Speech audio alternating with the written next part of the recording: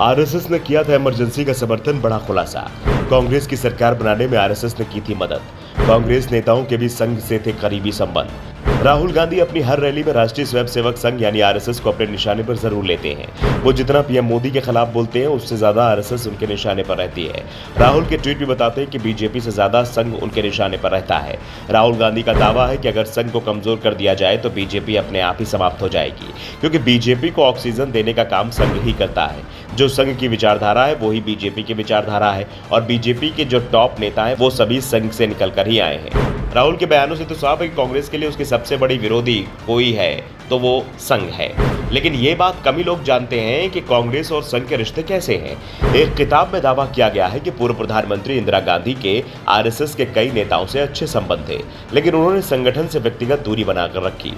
How prime ministers decide किताब में बताया गया है कि संघ के नेताओं ने मदद के लिए इंदिरा गांधी से संपर्क किया और पूर्व प्रधानमंत्री ने अपने उद्देश्यों के लिए इन संबंधों का इस्तेमाल भी किया। नीरजा चौधरी ने अपनी किताब में दावा किया है कि आरएसएस ने पूरे आपातकाल के दौरान इंदिरा गांधी के साथ मित्रवत संबंध रखा, जिस कारण से संघ नेताओं को लेकर इंदिरा गांधी का रवैया नरम रहा था। तत्कालीन आरएसएस प्रमुख बाला साहेब देवरस ने कई बार इंदिरा गांधी को पत्र लिखा था। कुछ आरएसएस नेताओं ने कपिल मोहन के जरिए संजय गांधी से संपर्क किया। किताब में यह भी दावा किया गया है कि संघ ने इंदिरा गांधी की सत्ता में वापसी में भी मदद की। अपनी किताब में चौधरी ने दावा किया है कि संघ और इंदिरा गांधी दोनों ने ही अपने हित साधने के लिए एक दूसरे का इस्तेमाल किया। इंदिरा ने संघ की मदद की तो संघ का इस्तेमाल भी किया, लेकिन सतर्कता पूर्व संगठन से दूरी बनाए रखी। आरएसएस के विरोध के बावजूद आपातकाल में वो उसका समर्थन पाने में सफल रही।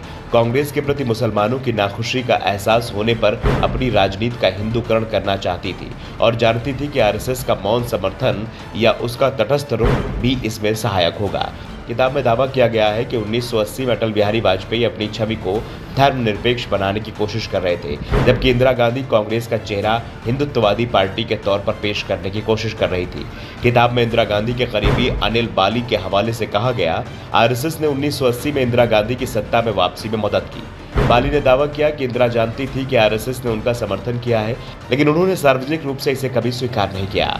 वो निजी तौर पर स्वीकार करती थी कि अगर आरएसएस ने समर्थन नहीं किया होता तो वो 353 सीट नहीं जीत सकती थी, जो 1971 से एक सीट अधिक थी। जबकि 1971 में इंदिरा गांधी लोकप्रियता के घोड़े पर सवार थी। उन्होंने नारा दिया था कि विपक्ष कहता है कि इंदिरा हटाओ और मैं कहती हूँ गरीबी हटाओ। चुनाव से पहले इंदिरा गांधी ने बैंकों के राष्ट्रीयकरण का भी ऐलान किया था, जिसका जनता ने जोरदार तरीके से स्वागत किया।